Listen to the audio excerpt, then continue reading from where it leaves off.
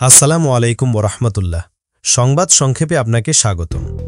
ইসলামী আন্দোলনের সিনিয়র নায়েবে আমির মুফতি সৈয়দ মোহাম্মদ ফয়জুল করিম মন্তব্য করেছেন, বিএনপি নেতা তারেক রহমান এবং আওয়ামী লীগ নেতা সুজিব ওয়াজেদ জয়ের বক্তব্যে কোনো মৌলিক পার্থক্য নেই।